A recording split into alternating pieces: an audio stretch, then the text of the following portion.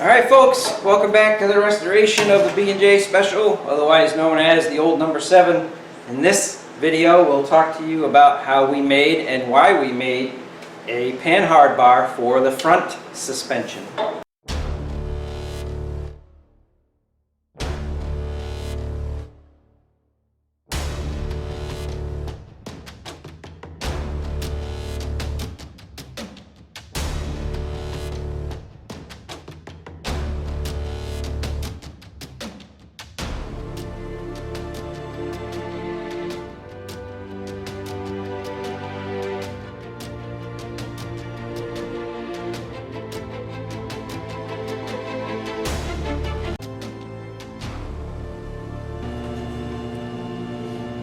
Oh, hey folks, welcome back to KEI Fabrication.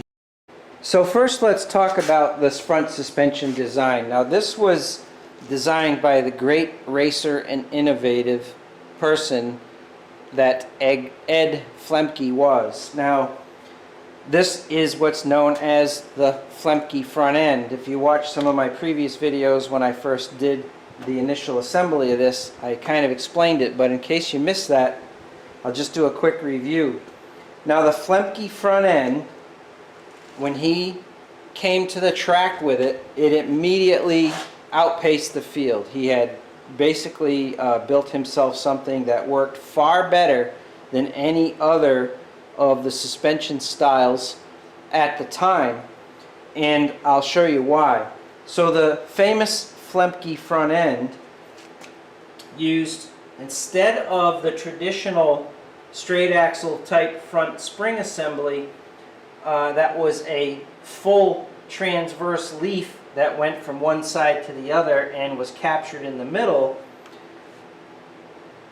or the parallel leaf springs that were part of the later versions of the straight axle front ends. What makes this different and so much better and was revolutionary is that it actually used two short leaf springs on either side. What that did was that gave them the ability to put a jacking bolt on the spring and control the ride height or the preload in the chassis separately on each spring stack on the driver's side or the passenger side. And the second thing that it did was it allowed you to change the spring rate of the right front spring, and equally as true that you could change the spring rate of the left front spring. So you could do ride height, wedge, spring rate, all as a result of going to this design. And that's why it was so much more competitive, because he was able to tune the chassis for the track conditions or the particular track that they were running.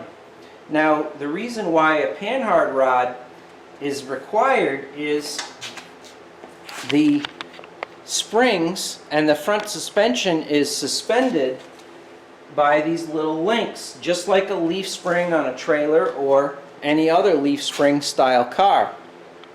So it's connected to the straight axle via this spring hanger, and then it has these links that attach it to the leaf spring. This is the same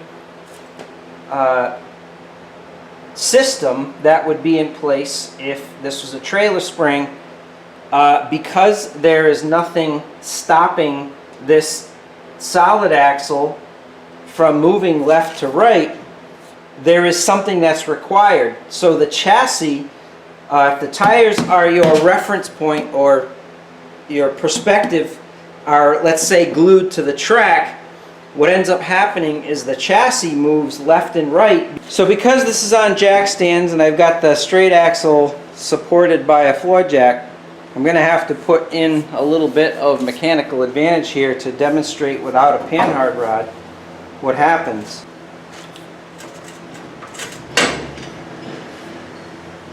You can see with a little bit of pressure, these shackles are moving around.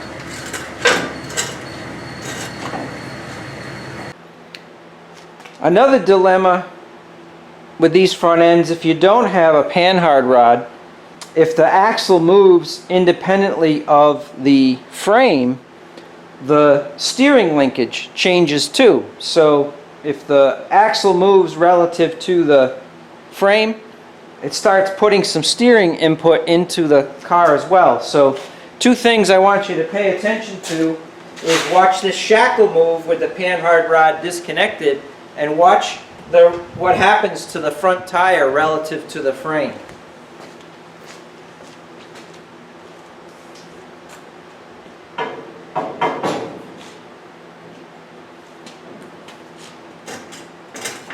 See how much the tires move? So the Panhard and the shackle is moving over there as well. So you can't have the front end unrestricted or run it without a Panhard rod. So that's the reason why they're so important. Okay, I've got the Panhard rod connected, and I'm going to use the pry bar. We'll see that it's restricting the movement of, that's rock solid. Now I can't move it one way or the other.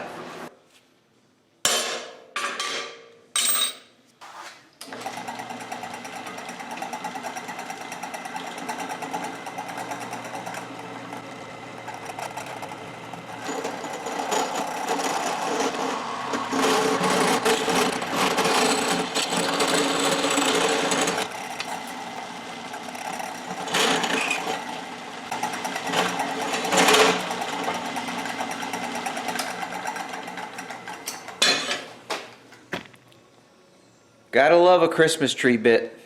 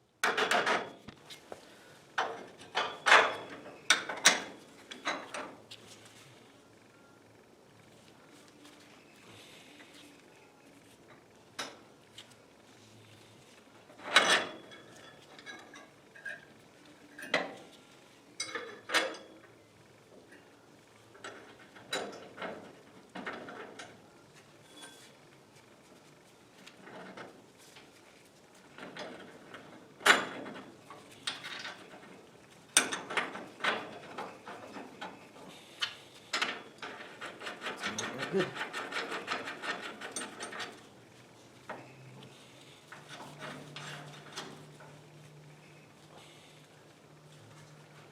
Holy cow.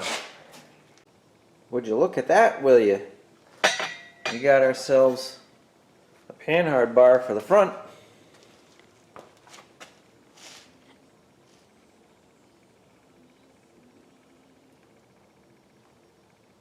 Bracketry over there. I'll talk more about this in a minute.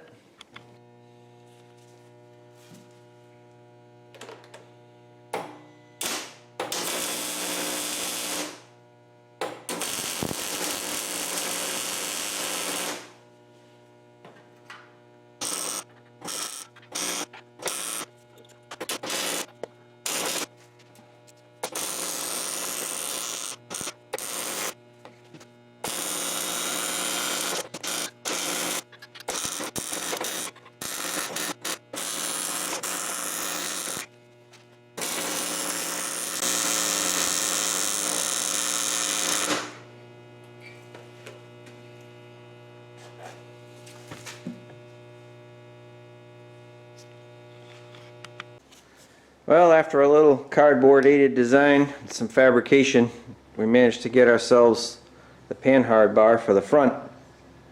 Some of you may be wondering, why is that an angle? You know, what's the deal here? And it really comes down to I could have made the bar parallel with the cross member that the jack and bolts and springs are mounted to. However, if I did that, this mounting point down here would have been probably out another 2 to 3 inches, and I really didn't want to build anything that was cantilevered that far out. I was kind of hoping to go double shear with the bolt on this, which means a bracket on either side of the heim joint, but that's the way they do the rear Panhard bars, single shear, even in modern race cars. So the fact that I was able to tie it into the spring shackle hanger, and then it's DOM tubing that's threaded for the 3/4 bolt, and then that's welded to the straight axle. So it's going to push and pull, it'll share the strength of each other, and hopefully it'll be good and strong. And then out here, I just wanted to make the bar as long as possible, so I made it come to the outside of the frame rather than the inside of the frame. This car is not going to have a tremendous amount of suspension travel, so the angle I don't think is going to push and pull the rear end forward and backward much, because it's really only on like a 5-degree angle. I got a couple of holes, one's with the bar parallel with the ground and the other one with it a little bit lower. And I just checked and jumped up and down on the front end and everything, and the bar does not touch the frame, even with the suspension bottoming out between the frame and the straight axle. So this is going to be pretty much a race ready configuration. The nice thing about accomplishing the Panhard bar is that was the last of the fabrication for the suspension and the chassis in the front end of the car, which I'm pretty happy about. So now I can go to the back and focus on getting that done, and I may actually, I'm going to do the rear shocks and the rear Panhard rod for the back of the car as well, because that is the last 2 components of fabrication for the rear suspension. So I'm looking forward to being able to cross that off the list. There is some minor welding that needs to be done when I disassemble this thing and then put it back together for the final time. There's a couple of things that I need to just finish welding on because I can't reach with it fully assembled. So I'll take care of that at that time. So it's getting closer. We're getting a little more complete, and we're crossing more things off the list. So that's today's accomplishments. Alright, I got a tremendous amount of work to do here, so I'm going to start out slow and taper off.